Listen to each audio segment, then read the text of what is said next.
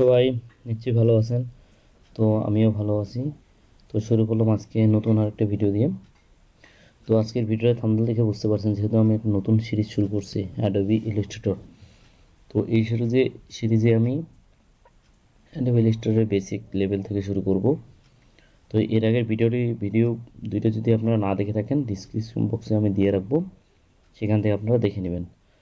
তো আপনারা যারা নতুন আমার ভিডিও দেখছেন তাদেরকে অসংখ্য ধন্যবাদ। আর ভিডিওটি ভালো লাগলে অবশ্যই আমার লাইক কমেন্ট শেয়ার করে রাখবেন। ভিডিওটি আপনাদের জন্য, আপনাদের অনুপ্রেরণার মাধ্যমেই কিন্তু আমি ভিডিওগুলো তৈরি করতেছি। আপনারা যদি ভালো কিছু মতামত দেন আমাকে, তাহলে আমি ভিডিওগুলো প্রতিনিয়ত ভালো করার চেষ্টা করব। তো আপনারা অবশ্যই মতামত জানাই দিবেন। তো বেশি কথা বলবো না, তো শুরু করি। শুরুতেই সফটওয়্যারটি আমি ওপেন করে নিই।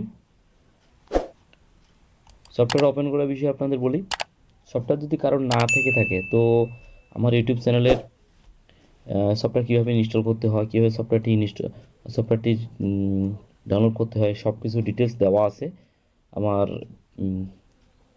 চ্যানেলে গিয়ে আপনারা দেখে নেবেন, অথবা ডিসক্রিপশন বক্সে আমি দিয়ে রাখবো লিঙ্কটি, ওখান থেকে আপনারা দেখে নিতে পারেন। আর অবশ্যই সফটওয়্যারটি কীভাবে ইনস্টল করতে হয় না হয় তার সম্পূর্ণ প্রসেস ওখানে দেওয়া আছে। তো অ্যাডোবি ইলাস্ট্রেটর সফটওয়্যারটি ক্যান্সেল করে দিই।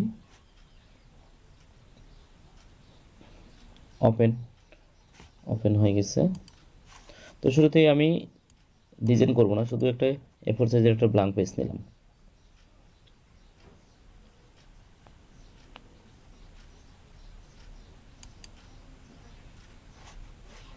চলে আসছে। তো এরকম আপনাদের যখন কোনো কিছু ওপেন করবেন, অ্যাডোবি ইলাস্ট্রেটর সফটওয়্যারের ভিতরে ঢুকবেন, তখন এরকম একটা ডায়লগ বক্স চলে আসবে। এর আগে ভিডিওতে আমি কিভাবে ডায়লগ বক্সে কী কী কাজ, ছোটোখাটো বেসিক বিষয়, এগুলো কিন্তু দেওয়া আছে। ওই ভিডিওটা আপনারা যদি না দেখে থাকেন, ওই ভিডিওটা দেখে নেবেন। তো আজকে আমি কিছু বিষয় নিয়ে আলোচনা করব। তো শুরুতেই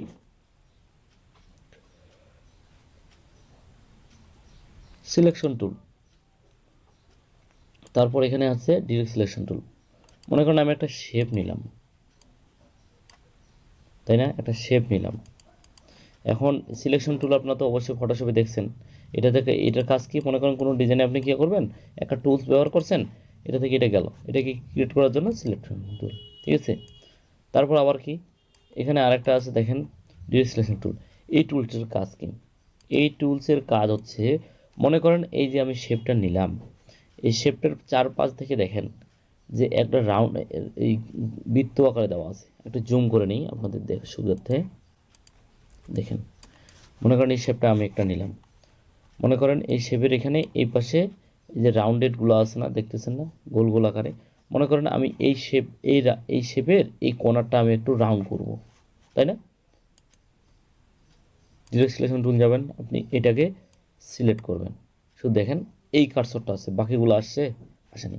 আপনি তখন কী করুন, এখান থেকে গিয়ে সুন্দরভাবে এখানে কাটে দেবেন, হয়ে গেছে না? এইভাবে কাজ করেন। মনে করেন আপনি এই কর্নারটাকে একটু গিয়ে করবেন, এটাকে আপনি সিলেক্ট করেন, এটাকে রাউন্ডেড করেন, হয়েছে? দেখছেন কি সুন্দর আকারে হয়েছে না? আর যদি আবার পুনরায় নিয়ে আসতে চান, ব্যাক করতে চান, তা কন্ট্রোল জেড, দেখেন কন্ট্রোল জেড আকারে হয়ে গেছে না? কন্ট্রোল জেড চাপলে ব্যাক হয়ে আসবে। এখানে আবার দেখেন, আপনি যদি মনে করেন, আবার ব্যাক নিয়ে আসি, আপনি যদি মনে করেন যে এই সিলেকশন টুলটা আপনি এইটিকে সম্পূর্ণ করে ডাইরেক্ট এটাকে সিলেক্ট করবেন, দেখেন হয়ে গেছে।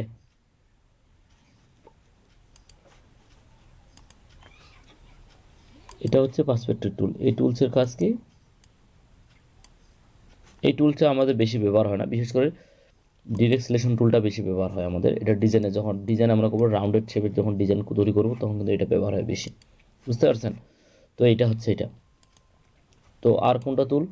মনে করেন পেন টুলের কাজ। পেন টুলের কাজ হচ্ছে, মনে করেন ডিজাইনের ক্ষেত্রে এই পেন টুলের কাজ, এই দেখেন, দেখছেন? আপনি পেন টুল, ফটোশপে তো পেন টুল দেখছেন কী কাজ। আপনি বিভিন্ন ধরনের ডিজাইনের ক্ষেত্রে আপনার এই বিষয়গুলো, এই শেপগুলো বিভিন্ন আকারে আপনি শেপগুলো নিয়ে যেতে পারবেন, দেখছেন? মনে করেন আমি এখানে রাখবো পেন টুলের মাধ্যমে,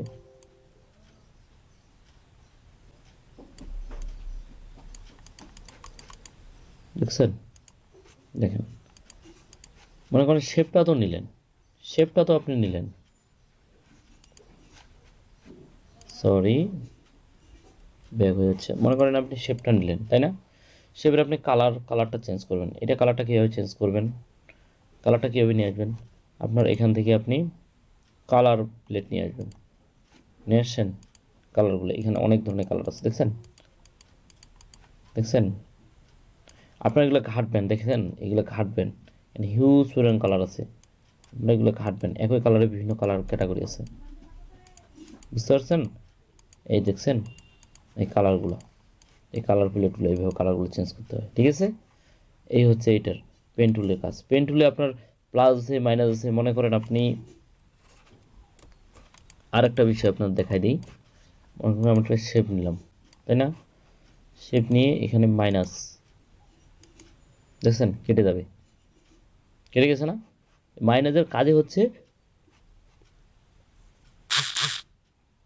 যে কোনো এক পাশের শেপটাকে ওরা কিয়া করে নেবে, কেটে নেবে, ঠিক আছে?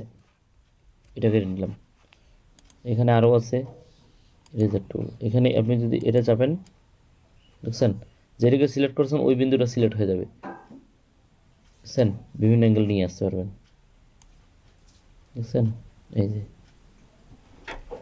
অবশ্যই এই বিষয়গুলো একটু দেখবেন, কারণ এই বিষয়গুলো অবশ্যই আপনাদের একটু জানা দরকার, ঠিক আছে? এই বিষয়গুলো একটু মনোযোগ সহকারে দেখবেন। আজকে বেশি কিছু টুল দেখাবো না, আমি যেহেতু প্রথম থেকে শুরু করছি। পেন টুলের আরেকটা কাজ আছে, এই নেক্সট ভিডিওতে আমি পেন টুলের বিষয়গুলো আপনাদের দেখাই দিব। তো আপনারা এই বিষয়গুলো আজকে এই বিষয়গুলো একটু দেখে নেবেন, বুঝতে পারছেন? এই শেপ একটা ডিরেক্ট সিলেকশন টুল, এই টুলসের অনেক কাজ আছে। এই ডিরেক্ট সিলেকশন টুল, এটা অনেক কাজ আছে। একটা শেপ নিয়ে আসলে ডিজাইন করার ক্ষেত্রে ডিরেক্ট সিলেকশন টুলটা বেশি কাজ করে। এই দেখেন রাউন্ডেড ডিজাইন করার ক্ষেত্রে অনেক কাজে লাগবে আমাদের। মনে করেন এটাতে ক্লিক করলাম, সার্চেন ডিজাইন যখন করব আমাদের, তখন কিন্তু এই বিষয়গুলো খুব কাজে লাগবে। তো আপনারা এই বিষয়গুলো একটু সিনসিয়ারভাবে দেখবেন। তো অবশ্যই ভিডিওটি যদি ভালো লেগে থাকে কমেন্ট বক্সে জানিয়ে দিবেন। তো আমরা যেহেতু নতুন হিসেবে শুরু করছি, তো অল্প অল্প করেই শিখবো, যেটুকু শিখবো একটু মনোযোগ সহকারে শিখবো। তো ভিডিও ভালো লাগলে অবশ্যই কমেন্ট বক্সে জানিয়ে দিবেন। আর ভালো ভালো থাকবেন, সুস্থ থাকবেন। ধন্যবাদ সবাইকে।